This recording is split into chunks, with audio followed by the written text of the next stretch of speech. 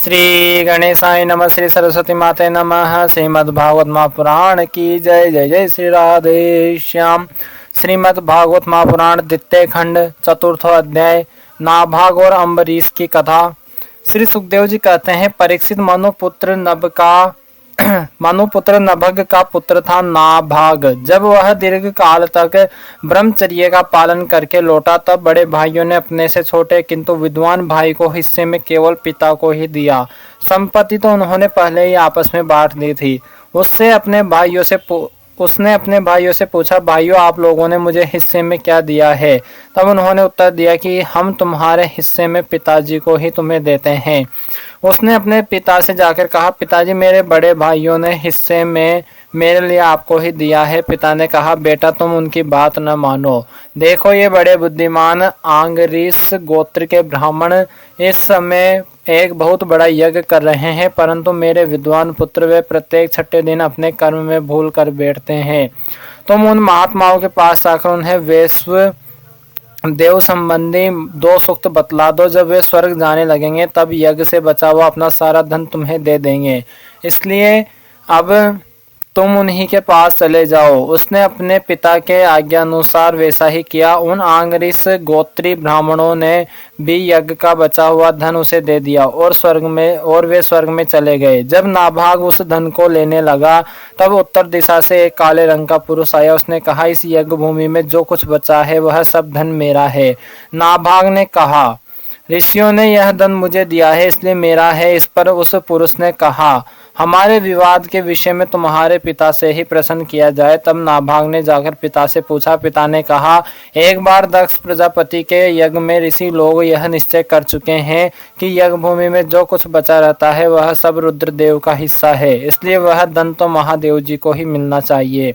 नाभाग ने जाकर उन काले रंग के पुरुष रुद्र भगवान को प्रणाम किया और कहा कि प्रभु यज्ञ भूमि की सभी वस्तुएं आपकी है। मेरे पिता ने ऐसा ही कहा है। भगवान मुझसे अपराध हुआ है, मैं सिर झुकाकर आपसे क्षमा मांगता हूँ। तब भगवान रुद्र ने कहा, तुम्हारे पिता ने धर्म के अनुकूल निर्णय दिया है और तुमने भी मुझसे सत्य ही कहा है। तुम वेदों का अर्थ तो पहले से ही जानते हो। अब मैं तुम्हें सनातन ब्रह्मा तत्व का ज्ञान देता हूँ। यहाँ यज्ञ में बचा हुआ मेरा जो अंश है यह धन भी मैं तुम्हें ही दे रहा हूँ, तुम इसे स्वीकार करो। इतना कहकर सत्य प्रेमी भगवान रुद्र अंतर्धान हो गए। जो मनुष्य प्रातः और सायंकाल एकाग्र चित्त से इस आख्यान का स्मरण करता है वह प्रतिभाशाली एवं वेदज्ञ तो होता ही है, साथ ही अपने स्वरूप को भी जान लेता है। नाभाग के पुत्र हुए अम्बरीश वे भगवान के बड़े प्रेमी एवं उदार धर्मात्मा थे। जो ब्रह्मा शाप कभी नहीं रोका नहीं जा सका वह भी अम्बरीश का स्पर्श न कर सका। राजा परीक्षित ने पूछा, भगवान मैं परम ज्ञानी राजऋषि अम्बरीश का चरित्र सुनना चाहता हूँ। ब्राह्मण ने क्रोधित होकर उन्हें ऐसा दंड दिया जो किसी प्रकार टाला नहीं जा सकता, परंतु वह भी उनका कुछ न बिगाड़ सका। श्री सुखदेव जी ने कहा, परीक्षित अम्बरीश बड़े भाग्यवान थे। पृथ्वी के सातों द्वीप, अचल संपत्ति और अतुलनीय ऐश्वर्य उनको प्राप्त था। यद्यपि ये सब साधारण मनुष्य के लिए अत्यंत दुर्लभ वस्तुएं हैं, फिर भी वे इन्हें स्वपन तुल्य समझते थे, क्योंकि वे जानते थे कि जिस धन वैभव के लोभ में पड़कर मनुष्य घोर नरक में जाता है वह केवल 4 दिन की चांदनी है, उसका दीपक तो बुझा बुझाया है। भगवान श्री कृष्ण में और उनके प्रेमी साधुओं में उनका परम प्रेम था। उस प्रेम के प्राप्त हो जाने पर तो यह सारा विश्व और इसकी समस्त संपत्तियां मिट्टी के ढेले के समान जान पड़ती है। उन्होंने अपने मन को श्री कृष्णचंद्र के चरणारविंद युगल में, वाणी को भगवत गुणानुवर्णन में, हाथों को श्री हरि मंदिर के मार्जन सेचने में और अपने कानों को भगवान अच्युत की मंगलमयी कथा के श्रवण में लगा रखा था। उन्होंने अपने नेत्र मुकुंद मूर्तियों मंदिरों के दर्शनों में, अंग संग भगवत भक्तों के शरीर स्पर्श में, नासिका उन्हें चरण कमलों पर चढ़ी श्रीमती तुलसी के दिव्य गंध में और रसना जिम्मा के भगवान के प्रति अर्पित नैवेद्य प्रसाद में संलग्न कर दिया था। अम्बरीश के पैर भगवान के क्षेत्र आदि की पैदल यात्रा करने में ही लगे रहते और वे सिर से भगवान श्री कृष्ण के चरण कमलों की वंदना किया करते। राजा अम्बरीश ने माला, चंदन आदि भोग सामग्री को भगवान की सेवा में समर्पित कर दिया था, भोगने की इच्छा से नहीं बल्कि इसलिए कि इससे वह भगवत प्रेम प्राप्त हो। जो पवित्र कीर्ति भगवान के निज जनों में ही निवास करता है, इस प्रकार उन्होंने अपने सारे कर्म यज्ञ पुरुष इंद्रियातीत भगवान के प्रति उन्हें सर्वात्मा एवं सर्वस्वरूप समझकर समर्पित कर दिए थे और भगवत भक्त ब्राह्मणों की आज्ञा के अनुसार वे इस पृथ्वी का शासन करते थे। उन्होंने धन्व नाम के निर्जल देश में सरस्वती नदी के प्रवाह के सामने वशिष्ठ, अस्तित, गौतम आदि भिन्न भिन्न आचार्यों द्वारा महान ऐश्वर्य के कारण सर्वाग परिपूर्ण तथा बड़ी बड़ी दक्षिणा वाले अनेकों अश्वमेघ यज्ञ करके यज्ञाधिपति भगवान की आराधना की थी। उनके यज्ञों में देवताओं के साथ जब सदस्य और ऋत्विज बैठ जाते थे तब उनकी पलकें नहीं पड़ती थी और वे अपने सुंदर वस्त्र और वैसे ही रूप के कारण देवताओं के समान दिखाई पड़ते थे। उनकी प्रजा महात्माओं के द्वारा गाए हुए भगवान के उत्तम चरित्रों का किसी समय बड़े प्रेम से श्रवण करती और किसी समय उनका गान करती।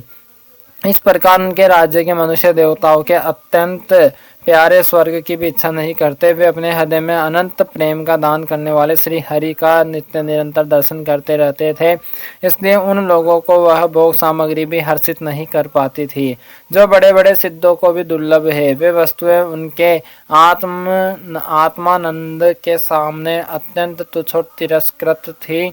राजा अम्बरीश इस प्रकार तपस्या से युक्त भक्ति योग और प्रजापालन रूप स्वधर्म के द्वारा भगवान को प्रसन्न करने लगे और धीरे धीरे उन्होंने सब प्रकार की आसक्तियों का परित्याग कर दिया। घर, स्त्री, पुत्र, भाई, बंधु, बड़े बड़े हाथी, रथ, घोड़े एवं पैदलों की चतुरंगिणी सेना, अक्षय रत्न, आभूषण और आयुध आदि समस्त वस्तुओं तथा कभी समाप्त न होने वाले कोषों के संबंध में उनका ऐसा दृढ़ निश्चय था कि वे सब के सब असत्य हैं। उनकी अनन्य प्रेममय भक्ति से प्रसन्न होकर भगवान ने उनकी रक्षा के लिए सुदर्शन चक्र को नियुक्त कर दिया था, जो विरोधियों को भयभीत करने वाला एवं भगवत भक्तों की रक्षा करने वाला है। राजा अम्बरीश की पत्नी भी उन्हीं के समान धर्मशील, संसार से विरक्त एवं भक्ति परायण थी। एक बार उन्होंने अपनी पत्नी के साथ भगवान श्री कृष्ण की आराधना करने के लिए 1 वर्ष तक द्वादशी प्रधान एकादशी व्रत करने का नियम ग्रहण किया। व्रत की समाप्ति होने पर कार्तिक महीने में उन्होंने 3 रात का उपवास किया और एक दिन यमुना जी में स्नान करके मधुवन में भगवान श्री कृष्ण की पूजा की। उन्होंने महाअभिषेक की विधि से सब प्रकार की सामग्री और संपत्ति द्वारा भगवान का अभिषेक किया और हृदय से तन्मय होकर वस्तु, आभूषण, चंदन, माला एवं अर्घ्य आदि के द्वारा उनकी पूजा की। यद्यपि महाभाग्यवान ब्राह्मणों को इस पूजा की कोई आवश्यकता नहीं थी, स्वयं ही उनकी सारी कामनाएं पूर्ण हो चुकी थी। वे सिद्ध थे, तथापि राजा अम्बरीश ने भक्ति भाव से उनका पूजन किया। तत्पश्चात पहले ब्राह्मणों को स्वादिष्ट और अत्यंत गुणकारी भोजन कराकर उन लोगों के घर 60 करोड़ गोए सुसज्जित करके भेज दी। उन गौओं के सींग सुवर्ण से और खुर चांदी से मढ़े हुए थे। सुंदर सुंदर वस्त्र उन्हें ओढ़ा दिए गए थे। वे गौएं बड़ी सुशील, छोटी अवस्था की, देखने में सुंदर बछड़े वाली और खूब दूध देने वाली थी। उनके साथ दुहने की उपयुक्त सामग्री भी उन्होंने भिजवा दी थी। जब ब्राह्मणों को सब कुछ मिल चुका तब राजा ने उन लोगों से आज्ञा लेकर व्रत का पालन करने की तैयारी की। उसी समय शाप और वरदान देने में समर्थ स्वयं दुर्वासा जी भी उनके यहाँ अतिथि के रूप में पधारे। राजा अम्बरीश उन्हें देखते ही उठकर खड़े हो गए, आसन देकर बैठाया और विविध सामग्रियों से अतिथि के रूप में आए हुए दुर्वासा जी की पूजा की। उनके चरणों में प्रणाम करके अम्बरीश ने भोजन के लिए प्रार्थना की। दुर्वासा जी ने अम्बरीश की प्रार्थना स्वीकार कर ली और इसके बाद आवश्यक कर्मों से निवृत्त होने के लिए वे नदी तट पर चले गए। वे ब्रह्म का ध्यान करते हुए यमुना के पवित्र जल में स्नान करने लगे। द्वादशी केवल घड़ी भर शेष रह गई थी। धर्मज्ञ अम्बरीश ने धर्म संकट में पड़कर ब्राह्मणों के साथ परामर्श किया। उन्होंने कहा, ब्राह्मण देवताओं, ब्राह्मणों को बिना भोजन कराए स्वयं खा लेना और द्वादशी रहते पारण न करना। दोनों ही दोष है, इसलिए इस समय जैसा करने से मेरी भलाई हो और मुझे पाप न लगे ऐसा काम करना चाहिए। तब ब्राह्मणों के साथ विचार करके उन्होंने कहा, ब्राह्मणों, श्रुतियों में ऐसा कहा गया है कि जल पी लेना भोजन करना भी है, नहीं भी करना है, इसलिए इस समय केवल जल से पारण किए लेता हूँ। ऐसा निश्चय करके मन ही मन भगवान का चिंतन करते हुए राज ऋषि अम्बरीश ने जल पी लिया और परीक्षित वे केवल दुर्वासा जी के आने की बाट देखने लगे। दुर्वासा जी आवश्यक कर्मों से निवृत्त होकर यमुना तट से लौट आए। जब राजा ने आगे बढ़कर उनका अभिनंदन किया तब उन्होंने अनुमान से ही समझ लिया कि राजा ने पारण कर लिया है। उस समय दुर्वासा जी बहुत भूखे थे, इसलिए यह जानकर कि राजा ने पारण कर लिया वे क्रोध से थर थर कांपने लगे। बोहों के चढ़ जाने से उनका मुंह विकट हो गया। उन्होंने हाथ जोड़कर खड़े अम्बरीश से डांट कर कहा, अहो देखो तो सही, यह कितना क्रूर है। यह धन के मद में मतवाला हो रहा है। भगवान की भक्ति तो इसे छू तक नहीं गई और यह अपने को बड़ा समर्थ मानता है। आज इसने धर्म का उल्लंघन करके बड़ा अन्याय किया है। देखो, मैं इसका अतिथि होकर आया हूँ। इसने अतिथि सत्कार करने के लिए मुझे निमंत्रण भी दिया है, किंतु फिर भी मुझे खिलाए बिना ही खा लिया है। अच्छा देख, तुझे अभी इसका फल चखाता हूँ। यूं कहते कहते वे क्रोध से जल उठे। उन्होंने अपनी एक जटा उखाड़ी और उससे अम्बरीश को मार डालने के लिए एक कृत्या उत्पन्न की। वह प्रलय काल की आग के समान दहक रही थी। वह आग के समान जलती हुई हाथ में तलवार लेकर राजा अम्बरीश पर टूट पड़ी। उस समय उसके पैरों की धमक से पृथ्वी कांप रही थी, परंतु राजा अम्बरीश ने उससे देखकर उसे तनिक भी विचलित नहीं हुए। वे एक पग भी नहीं हटे, जो के त्यों खड़े रहे। परम पुरुष परमात्मा ने अपने सेवक की रक्षा के लिए पहले से ही सुदर्शन चक्र को नियुक्त कर रखा था।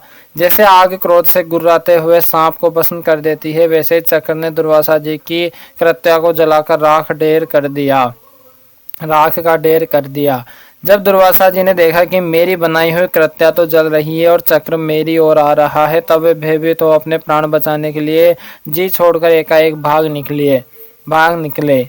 जैसे ऊंची ऊंची लपटों वाला दावानल सांप के पीछे दौड़ता है, वैसे ही भगवान का चक्र उनके पीछे पीछे दौड़ने लगा। जब दुर्वासा जी ने देखा कि चक्र तो मेरे पीछे लग गया है, तब सुमेरु पर्वत की गुफा में प्रवेश करने के लिए वे उसी ओर दौड़ पड़े। दुर्वासा जी दिशा, आकाश, पृथ्वी, अतल वितल आदि नीचे के लोक, समुद्र, लोकपाल और उनके द्वारा सुरक्षित लोक एवं स्वर्ग तक में गए, परंतु जहाँ जहाँ वे गए वहीं उन्होंने असाहा तेज वाले सुदर्शन चक्र को अपने पीछे लगा देखा। जब उन्हें कहीं भी कोई रक्षक न मिला, तब वे और भी डर गए। अपने लिए त्राण ढूंढते हुए वे देव शिरोमणि ब्रह्मा जी के पास गए और बोले, ब्रह्मा जी, आप स्वयंभू है, भगवान के इस तेजोमय चक्र से मेरी रक्षा कीजिए। ब्रह्मा जी ने कहा, जब मेरी दो पराध की आयु समाप्त होगी और काल स्वरूप भगवान अपनी यह सृष्टि लीला समेटने लगेंगे और इस जगत को जलाना चाहेंगे, उस समय उनके भूभंग मात्र से यह सारा संसार और मेरा यह लोक भी लीन हो जाएगा। मैं शंकर जी, दक्ष, भृगु आदि प्रजापति, भूतेश्वर, देवेश्वर आदि सब जिनके बनाए नियमों में बंधे हैं तथा जिनकी आज्ञा सिरोधार्य करके हम लोग संसार का हित करते हैं, उनके भक्त के द्रोही को बचाने के लिए हम समर्थ नहीं हैं। जब ब्रह्मा जी ने इस प्रकार दुर्वासा को निराश कर दिया, तब भगवान के चक्र से संतप्त होकर वे कैलाशवासी भगवान शंकर की शरण में गए। श्री महादेव जी ने कहा, दुर्वासा जी, जिन अनंत परमेश्वर ब्रह्मा जैसे जीव और उनके उपाधिभूत कोश इस ब्रह्मांड के समान ही अनेकों ब्रह्मांड समय पर पैदा होते हैं और समय आने पर फिर उनका पता भी नहीं चलता, जिनमें हमारे जैसे हजारों चक्कर काटते रहते हैं, उन प्रभु के संबंध में हम कुछ भी करने की सामर्थ्य नहीं रखते। मैं सनत कुमार, नारद, भगवान ब्रह्मा, कपिल देव, अपांत रतम, देवल, धर्म, आसुरी तथा मरीचि आदि दूसरे सर्वज्ञ सिद्धेश्वर, ये हम सभी भगवान की माया को नहीं जान सकते, क्योंकि हम उसी माया के घेरे में हैं। यह चक्र उन विश्वेश्वर का शस्त्र है। यह हम लोगों के लिए असहा है। तुम की शरण में जाओ, वे भगवान ही तुम्हारा मंगल करेंगे। वहां से भी निराश होकर दुर्वासा भगवान के परम धाम वैकुंठ में गए। लक्ष्मीपति भगवान लक्ष्मी के साथ वहां निवास करते हैं। दुर्वासा जी भगवान के चक्र की आग से जल रहे थे। वे कांपते हुए भगवान के चरणों में गिर पड़े। उन्होंने कहा, हे अच्युत, हे अनंत, आप संतों के एकमात्र वांछनीय हैं। हे प्रभु, विश्व के जीवन दाता, मैं अपराधी हूँ, आप मेरी रक्षा कीजिए। आपका परम प्रभाव न जानने के कारण ही मैंने आपके प्यारे भक्त का अपराध किया है। प्रभु, आप मुझे उससे बचाइए। आपको तो नाम का ही उच्चारण करने से नार की जीव भी मुक्त हो जाता है।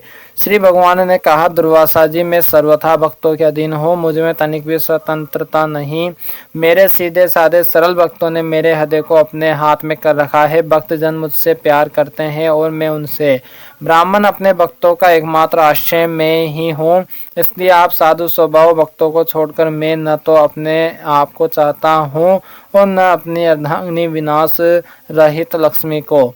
जो भक्त स्त्री पुत्र ग्रह गुरुजन प्राण धन इहलोक और परलोक सबको छोड़कर केवल मेरी शरण में आ गए हैं, उन्हें छोड़ने का संकल्प भी मैं कैसे कर सकता हूँ।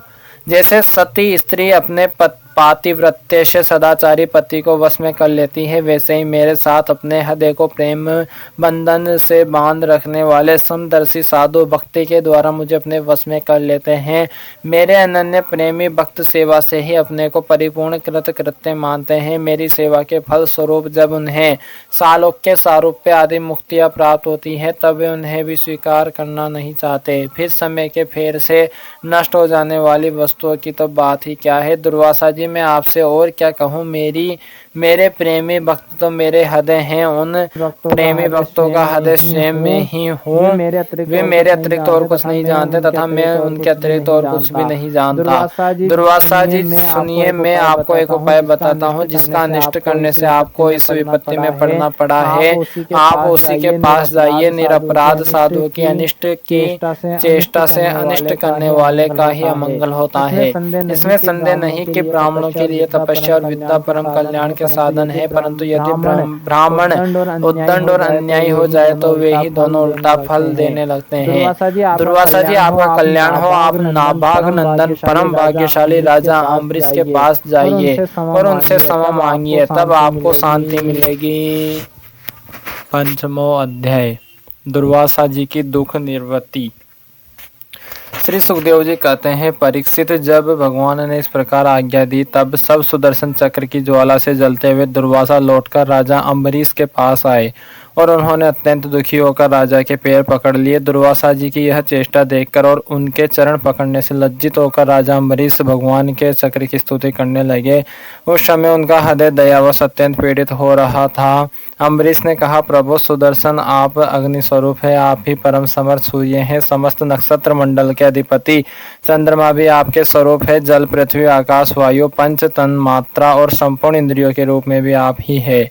भगवान के प्यारे हजार दांत वाले चक्रदेव, मैं आपको नमस्कार करता हूँ। समस्त अस्त्र शस्त्रों को नष्ट कर देने वाले एवं पृथ्वी के रक्षक, आप इन ब्राह्मण की रक्षा कीजिए। आप ही धर्म है, मधुर एवं सत्यवाणी है। आप ही समस्त यज्ञों के अधिपति और स्वयं यज्ञ भी है। आप समस्त लोकों के रक्षक एवं सर्वलोक स्वरूप भी है। आप परम पुरुष परमात्मा के श्रेष्ठ तेज है। सुनाब, आप समस्त धर्मों की मर्यादा के रक्षक है। अधर्म का आचरण करने वाले असुरों को भस्म करने के लिए आप साक्षात अग्नि है। आप ही तीनों लोकों के रक्षक एवं विशुद्ध तेजोमय हैं। आपकी गति मन के वेग के समान है और आपके कर्म अद्भुत है। मैं आपको नमस्कार करता हूँ, आपकी स्तुति करता हूँ। वेदवाणी के अधीश्वर, आपके धर्ममय तेज से अंधकार का नाश होता है और सूर्य आदि महापुरुषों के प्रकाश की रक्षा होती है। आपकी महिमा का पार पाना अत्यंत कठिन है। ऊंचे नीचे और छोटे बड़े के भेदभाव से युक्त यह समस्त कार्य कारणात्मक संसार आपका ही स्वरूप है। सुदर्शन चक्र आप पर कोई विजय नहीं प्राप्त कर सकता। जिस समय निरंजन भगवान आपको चलाते हैं और आप दैत्यों एवं दानवों की सेना में प्रवेश करते हैं, उस समय युद्ध भूमि में उनकी भुजा, उदर, जंघा, चरण और गर्दन आदि निरंतर काटते हुए आप अत्यंत शोभायमान होते हैं। विश्व के रक्षक आप रणभूमि में सबका प्रहार सह लेते हैं, आपको आपका कोई कुछ नहीं बिगाड़ सकता। गदाधारी भगवान ने दुष्टों के नाश के लिए ही आपको नियुक्त किया है। आप कृपा करके हमारे कुल के भाग्योदय के लिए दुर्वासा जी का कल्याण कीजिए। हमारे ऊपर यह आपका महान अनुग्रह होगा। यदि मैंने कुछ भी दान किया हो, यज्ञ किया हो अथवा अपने धर्म का पालन किया हो, यदि हमारे वंश के लोग ब्राह्मणों को ही अपना आराध्य देव समझते रहे हो, तो उस दुर्वासा जी की जलन मिट जाए। भगवान समस्त गुणों के एकमात्र आश्रय हैं। यदि मैंने समस्त प्राणियों के आत्मा के रूप में उन्हें देखा हो और वे मुझ पर प्रसन्न हो, तो दुर्वासा जी की हृदय की सारी जलन मिट जाए। श्री सुखदेव जी कहते हैं, जब राजा अम्बरीश ने दुर्वासा जी को सब ओर से जलाने वाले भगवान के सुदर्शन चक्र की इस प्रकार स्तुति की, तब उनकी प्रार्थना से चक्र शांत हो गया। जब दुर्वासा चक्र की आग से मुक्त हो गए और उनका चित्त स्वस्थ हो गया, तब वे राजा अम्बरीश को अनेकानेक उत्तम आशीर्वाद देते हुए उनकी प्रशंसा करने लगे। दुर्वासा जी ने कहा, धन्य है, आज मैंने भगवान के प्रेमी भक्तों का महत्व देखा। राजन, मैंने आपका अपराध किया, फिर भी आप मेरे लिए मंगल कामना ही कर रहे हैं। जिन्होंने भक्त वत्सल भगवान श्री हरि के चरण कमलों को दृढ़ प्रेम भाव से पकड़ लिया है, उन साधु पुरुषों के लिए कौन सा कार्य कठिन है। जिनका हृदय उदार है, वे महात्मा भला किस वस्तु का परित्याग नहीं कर सकते। जिनके मंगलमय नामों के श्रवण मात्र से जीव निर्मल हो जाता है, उन्हें तीर्थपाद भगवान के चरण कमलों के जो दास हैं, उनके लिए कौन सा कर्तव्य शेष रह जाता है। महाराज अम्बरीश, आपका हृदय करुणा भाव से परिपूर्ण है। आपने मेरे ऊपर महान अनुग्रह किया। अहो, आपने मेरे अपराध को भुलाकर मेरे प्राणों की रक्षा की है। परीक्षित, जब से दुर्वासा जी भागे थे, तब से अब तक राजा अम्बरीश ने भोजन नहीं किया था। वे उनके लौटने की बाट देख रहे थे। अब उन्होंने दुर्वासा जी के चरण पकड़ लिए और उन्हें प्रसन्न करके विधि पूर्वक भोजन कराया। राजा अम्बरीश बड़े आदर से अतिथि के योग्य सब प्रकार की भोजन सामग्री ले आए। दुर्वासा जी भोजन करके तृप्त हो गए। अब उन्होंने आदर से कहा, राजन, अब आप भी भोजन कीजिए। अम्बरीश, आप भगवान के परम प्रेमी भक्त है। आपके दर्शन, स्पर्श, बातचीत और मन को भगवान की ओर प्रवृत्त करने वाले आतिथ्य में अत्यंत प्रसन्न और अनुग्रहित हुआ हो। स्वर्ग की देवांगनाएं बार बार आपके इस उज्जवल चरित्र का गान करेगी। यह पृथ्वी भी आपकी परम पुण्यमयी कीर्ति का संकीर्तन करती रहेगी। श्री सुखदेव जी कहते हैं, दुर्वासा जी ने बहुत ही संतुष्ट होकर राजा अम्बरीश के गुणों की प्रशंसा की और उसके बाद उनसे अनुमति लेकर आकाश मार्ग से उस ब्रह्मलोक की यात्रा की, जो केवल निष्काम कर्म से ही प्राप्त होता है। परीक्षित, जब सुदर्शन चक्र से भयभीत होकर दुर्वासा जी भागे थे, तब से लेकर उनके लौटने तक 1 वर्ष का समय बीत गया। इतने दिनों तक राजा अम्बरीश उनके दर्शन की आकांक्षा से केवल जल पीकर ही रहे। जब दुर्वासा जी चले गए, तब उनके भोजन से बचे हुए अत्यंत पवित्र अन्न का उन्होंने भोजन किया। अपने कारण दुर्वासा जी का दुख में पड़ना और फिर अपने ही प्रार्थना से उनका छूटना, इन दोनों बातों को उन्होंने अपने द्वारा होने पर भी भगवान की ही महिमा समझा। राजा अम्बरीश में ऐसे ऐसे अनेकों गुण थे। अपने समस्त कर्मों के द्वारा वे पर ब्रह्म परमात्मा श्री भगवान में भक्ति भाव की अभिवृद्धि करते रहते थे। उस भक्ति के प्रभाव से उन्होंने ब्रह्मलोक तक के समस्त भोगों को नरक के समान समझा। तदंतर राजा अम्बरीश ने अपने ही समान भक्त पुत्रों पर राज्य का भार छोड़ दिया और स्वयं वे वन में चले गए। वहां वे बड़े धीरता के साथ आत्मस्वरूप भगवान में अपना मन लगाकर गुणों के प्रवाह रूप संसार से मुक्त हो गए। परीक्षित, महाराज अम्बरीश का यह परम पवित्र आख्यान है। जो इसका संकीर्तन और स्मरण करता है, वह भगवान का भक्त हो जाता है। 6वां अध्याय, इक्ष्वाकु के वंश का वर्णन, मानदाता और सोभरी ऋषि की कथा। श्री सुखदेव जी कहते हैं, परीक्षित, अम्बरीश के 3 पुत्र थे, विरूप, केतुमान और शंभु। विरूप से प्रसदस्व और उसका पुत्र रथितर हुआ। रथितर संतानहीन था। वंश परंपरा की रक्षा के लिए उसने अंगिरा ऋषि से प्रार्थना की। उन्होंने उसी की पत्नी से ब्रह्म तेज से संपन्न कई पुत्र उत्पन्न किए। यद्यपि ये सब रथितर की भार्या से उत्पन्न हुए थे, इसलिए इनका गोत्र वही होना चाहिए था जो रथितर का था। फिर भी वे आंगरीस ही कहलाए।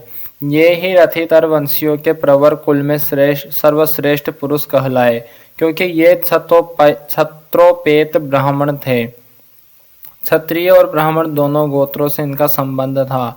परीक्षित, एक बार मनु जी के छींकने पर उनकी नासिका से इक्ष्वाकु नाम का पुत्र उत्पन्न हुआ। इक्ष्वाकु के 100 पुत्र थे। उनमें सबसे बड़े 3 थे, विकुक्षी, निमि और दंडक।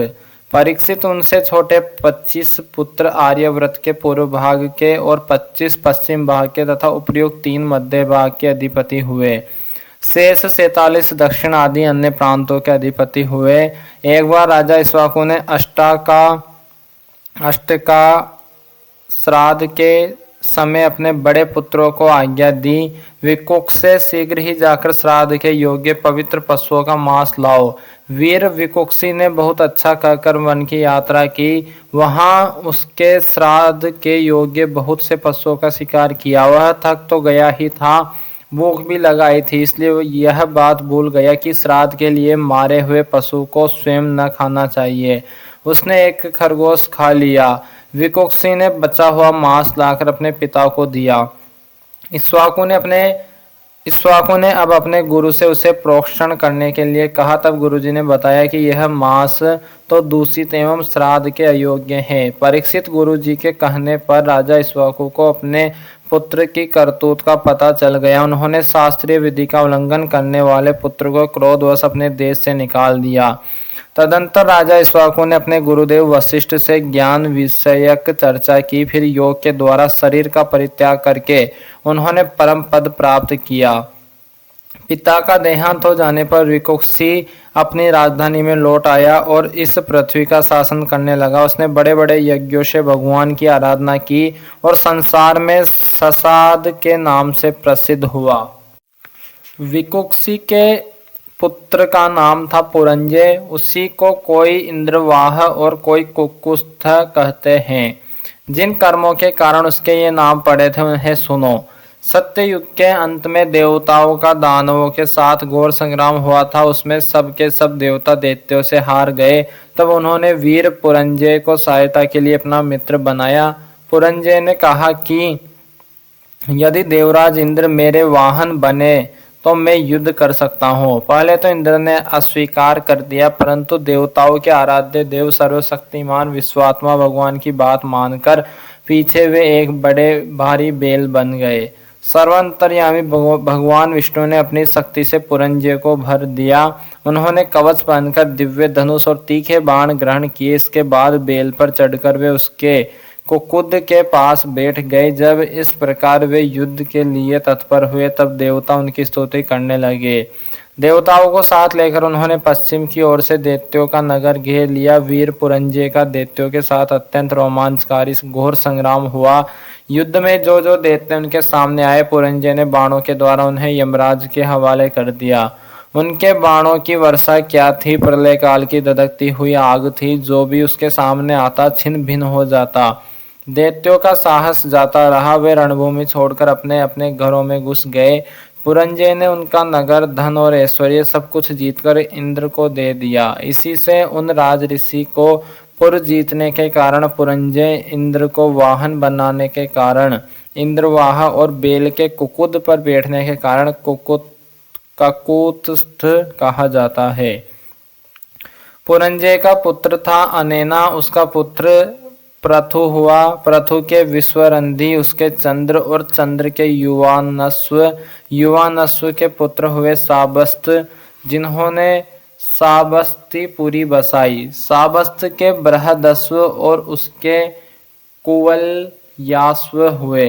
ये बड़े बली थे। इन्होंने उत्तंक ऋषि को प्रसन्न करने के लिए अपने 21,000 पुत्रों के साथ लेकर दुंदु नामक दैत्य का वध किया। इसी से उनका नाम हुआ दुंदुमार। दुंदु दैत्यों के मुख की आग से उनके सब पुत्र जल गए। केवल 3 ही बचे रहे थे। परीक्षित बचे हुए पुत्रों का नाम थे दृढ़ास्व, कपिलास्व और भद्रास्व। दृढ़ास्व से हर्यस्व और उससे निकुंभ का जन्म हुआ। निकुंभ के ब्रहणास्व, उसके कृशास्व, कृशास्व के सैनजित और सैनजित के युवानस्व नामक पुत्र हुआ। युवानस्व संतानहीन था, इसलिए वह बहुत दुखी होकर अपने 100 स्त्रियों के साथ वन में चला गया। वहाँ ऋषियों ने बड़ी कृपा करके युवानस्व से पुत्र प्राप्ति के लिए बड़े एकाग्रता के साथ इंद्र देवता का यज्ञ कराया। एक दिन राजा युवानस्व को रात्रि के समय बड़ी प्यास लगी। वह यज्ञशाला में गया, किंतु वहां देखा कि ऋषि लोग तो सो रहे हैं। तब जल मिलने का जल मिलने का और कोई उपाय न देख उसने वह मंत्र से अभिमंत्रित जल ही पी लिया।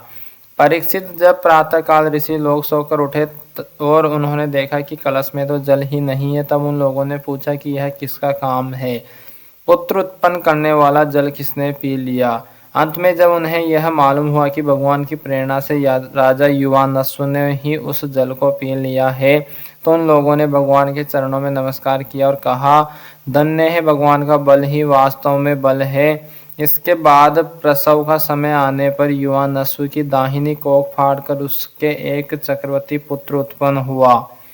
उसे रोते देख ऋषियों ने कहा, यह बालक दूध के लिए बहुत रो रहा है, अतः किसका दूध पिएगा।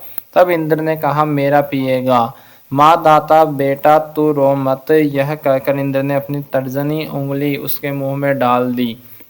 ब्राह्मण और देवताओं के प्रसाद से उस बालक के पिता युवानस्व की भी मृत्यु नहीं हुई। वह वहीं तपस्या करके मुक्त हो गया। परीक्षित, इंद्र ने उस बालक का नाम रखा ऋषदुष्य, क्योंकि रावण आदि दस्यु लुटेरे उससे उद्विग्न एवं भयभीत रहते थे। युवानस्व के पुत्र मानदाता ऋषदस्यु चक्रवर्ती राजा हुए। भगवान के तेज से तेजस्वी होकर उन्होंने अकेले ही सातों द्वीप वाली पृथ्वी का शासन किया। वे यद्यपि आत्मज्ञानी थे, उन्हें कर्म कांड की कोई विशेष आवश्यकता नहीं थी, फिर भी उन्होंने बड़ी बड़ी दक्षिणा वाले यज्ञों से उन यज्ञ स्वरूप प्रभु की आराधना की, जो स्वयं प्रकाश सर्वदेव स्वरूप सर्वात्मा एवं इंद्रियातीत है। भगवान के अतिरिक्त और है ही क्या। यज्ञ की सामग्री, मंत्र, विधि विधान, यज्ञ यजमान, ऋत्विज, धर्म, देश और काल, यह सब का सब भगवान का ही स्वरूप तो है। परीक्षित, जहाँ से सूर्य का उदय होता है और जहाँ वे अस्त होते हैं, वह सारा का सारा भूभाग युवानस्व के पुत्र मानदाता के ही अधिकार में था। राजा मानदाता की पत्नी सस बिंदु की पुत्री बिंदुमती थी। उसके गर्भ से उनके 3 पुत्र हुए, पुरुकुत्स, अम्बरीश, ये दूसरे अम्बरीश है, और योगी मुचुकंद। इनकी 50 बहनें थीं। उन 50 ने अकेले सोभरी ऋषि को पति के रूप में वर्ण किया। परम तपस्वी सोबरीजी एक बार यमुना जल में डुबकी लगाकर तपस्या कर रहे थे। वहां उन्होंने देखा कि एक मत्स्य राज अपनी पत्नियों के साथ बहुत सुखी हो रहा है। उसके इस सुख को देखकर ब्राह्मण सोभरी के मन में भी विवाह करने की इच्छा जाग उठी और उन्होंने राजा मानदाता के पास आकर उनकी 25 कन्याओं में से एक कन्या मांगी। राजा ने कहा, ब्राह्मण कन्या स्वयंवर में आपको चुन ले तो आप उसे ले लीजिए। सोबरी ऋषि राजा मानदाता का अभिप्राय समझ गए। उन्होंने सोचा कि राजा ने इसलिए मुझे ऐसा सूखा जवाब दिया है कि मैं अब बूढ़ा हो गया हूँ, शरीर में झुर्रियाँ पड़ गई है, बाल पक गए हैं और सिर कांपने लगा है। अब कोई स्त्री मुझसे प्रेम नहीं कर सकती। अच्छी बात है, मैं अपने को ऐसा सुंदर बनाऊंगा कि राजकन्याएं तो क्या, देवांगनाएं भी मेरे लिए लालायित हो जाएगी। ऐसा सोचकर समर्थ सोबरीजी ने वैसा ही किया। फिर क्या था, अंतःपुर के रक्षक ने सोबरी मुनि को कन्याओं के सजे सजाए महलों में पहुंचा दिया। फिर तो उन 50 राजकन्याओं ने एक सोबरी को ही अपना पति चुन लिया। उन कन्याओं का मन सोबरी जी में इस प्रकार आसक्त हो गया कि वे उनके लिए आपस के प्रेम भाव को तिलांजलि देकर परस्पर कलह करने लगी और एक दूसरे से कहने लगी कि ये तुम्हारे योग्य नहीं, मेरे योग्य हैं। ऋग्वेदी सोबरी ने उन सभी का पाणी ग्रहण कर लिया। वे अपनी अपार तपस्या के प्रभाव से बहुमूल्य सामग्रियों से सुसज्जित अनेकों उपवनों और निर्मल जल से परिपूर्ण सरोवरों से युक्त एवं सौगंधिक पुष्पों के बीच बगीचों से घिरे महलों में बहुमूल्य शैया, आसन, वस्त्र, आभूषण, स्नान, अनुलेपन, सुस्वादु भोजन और पुष्पमालाओं के द्वारा अपनी पत्नियों के साथ विहार करने लगे। सुंदर सुंदर वस्त्राभूषण धारण किए स्त्री पुरुष सर्वदा उनकी सेवा में लगे रहते। कहीं पक्षी चहकते रहते तो कहीं बोरे गुंजार करते रहते और कहीं कहीं बंदी जन उनकी विरदावली का बखान करते रहते। सप्तद्वीपवती पृथ्वी के स्वामी मानदाता सोबरी जी की इस गृहस्थी का सुख देखकर आश्चर्यचकित हो गए। उनका यह गर्व कि मैं सार्वभौम संपत्ति का स्वामी हूँ जाता रहा। इस प्रकार सोबरी जी गृहस्थी के सुख में रम गए और अपनी निरोग इंद्रियों से अनेकों विषयों का सेवन करते रहे। फिर भी जैसे घी की बूंदों से आग तृप्त नहीं होती, वैसे ही उन्हें संतोष नहीं हुआ। ऋग्वेदाचार्य सोबरी जी एक दिन स्वस्थ चित्त से बैठे हुए थे। उसी समय उन्होंने देखा कि मत्स्य राज के क्षण भर के संग से मैं किस प्रकार अपनी तपस्या तथा अपना आपा तक खो बैठा। वे सोचने लगे, अरे मैं तो बड़ा तपस्वी था, मैंने भली भांति अपने व्रतों का अनुष्ठान भी किया था, मेरा यह अधः पतन तो देखो। मैंने दीर्घ काल से अपने ब्रह्म तेज को अक्षुण्ण रखा था, परंतु जल के भीतर विहार करती हुई एक मछली के संसर्ग से मेरा वह ब्रह्म तेज नष्ट हो गया। अतः जिसे मोक्ष की इच्छा है उस पुरुष को चाहिए कि वह भोगी प्राणियों का संग सर्वथा छोड़ दे और एक क्षण के लिए भी अपनी इंद्रियों को बहिर्मुख न होने दे, अकेला ही रहे और एकांत में अपने चित्त को सर्वशक्तिमान भगवान में ही लगा दे। यदि संग करने की आवश्यकता ही हो तो भगवान के अनन्य प्रेमी निष्ठावान महात्माओं का ही संग करे। मैं पहले एकांत में अकेला ही तपस्या में संलग्न था, फिर जल में मछली का संग होने से विवाह करके 50 हो गया और फिर संतानों के रूप में 5000 विषयों में सत्य बुद्धि होने से माया के गुणों ने मेरी बुद्धि हर ली। अब तो लोक और परलोक के संबंध में मेरा मन इतना लालसाओं से भर गया है कि मैं किसी तरह उनका पार ही नहीं पाता। इस प्रकार विचार करते हुए वे कुछ दिनों तक तो घर में ही रहे, फिर विरक्त होकर उन्होंने संन्यास ले लिया और वे वन में चले गए। अपने पति को ही सर्वस्व मानने वाली उनकी पत्नियों ने भी उनके साथ ही वन की यात्रा की। वहां जाकर परम संयमी सोबरी जी ने बड़ी घोर तपस्या की, शरीर को सुखा दिया तथा आहवनीय आदि अग्नियों के साथ ही अपने आप को परमात्मा में लीन कर दिया। परीक्षित उनकी पत्नियों ने जब अपने पति सोबरी मुनि की आध्यात्मिक गति देखी, तब जैसे ज्वालाएं शांत अग्नि में लीन हो जाती है, वैसे ही वे उनके प्रभाव से सती होकर उन्हीं में लीन हो गई, उन्हीं की गति को प्राप्त हो गई। श्रीमद् भागवत महापुराण की जय, श्री सीताराम भगवान की जय, श्री राधे श्याम जी सरकार की जय, श्री हनुमान जी महाराज की जय, श्री उमापति महादेव भगवान की जय, सदगुरुदेव भगवान की जय, अपने अपने माता पिता की जय, लाडली जो सरकार की जय, वृंदावन बिहारी लाल की जय। सभी विरक्त